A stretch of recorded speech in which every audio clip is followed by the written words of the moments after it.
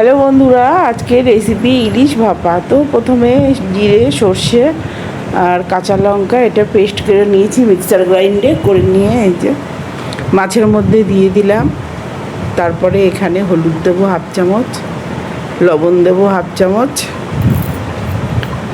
দিয়ে মাছটা ভালো করে মাখিয়ে নেব। তাতে সর্ষের তেল দেব,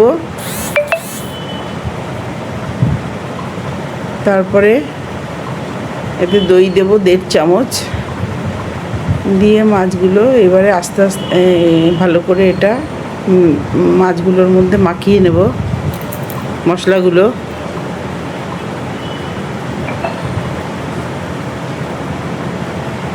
এবারে দইটা মাখিয়ে নেব।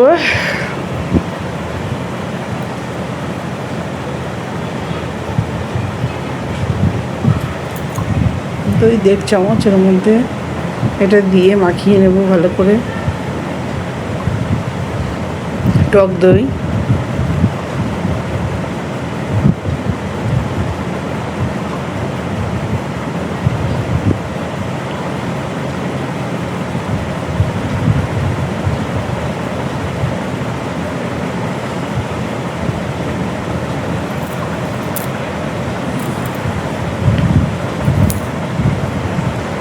এবারে কড়াইতে সর্ষের তেল দিলাম। ইলিশ মাছ এটা সর্ষের তেল দিয়েই রান্না সম্পূর্ণ। এবারে সাদা জিরে ফোড়ন দিলাম, তারপরে এই মাখানো মাছটা দিয়ে দিলাম।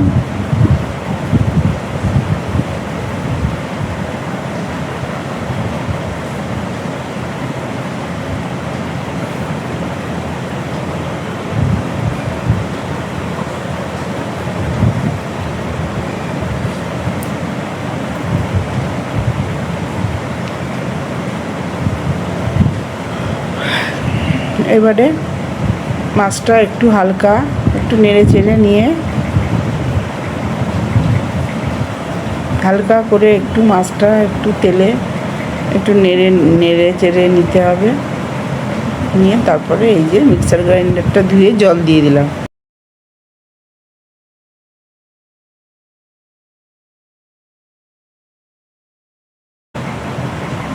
তারপরে 3টে কাঁচা লঙ্কা দিয়ে দিলাম। এবারে নামিয়ে নিলাম ইলিশ মাছ ভাপা। বন্ধুরা, এই যে ইলিশ মাছ ভাপা রেডি হয়ে গেল। এইভাবে আপনারা বাড়িতে বানিয়ে খাবেন। আর রান্নাগুলো যদি ভালো লাগে অবশ্যই একটা লাইক, কমেন্ট, শেয়ার করতে ভুলবেন না। রাধে রাধে, ধন্যবাদ।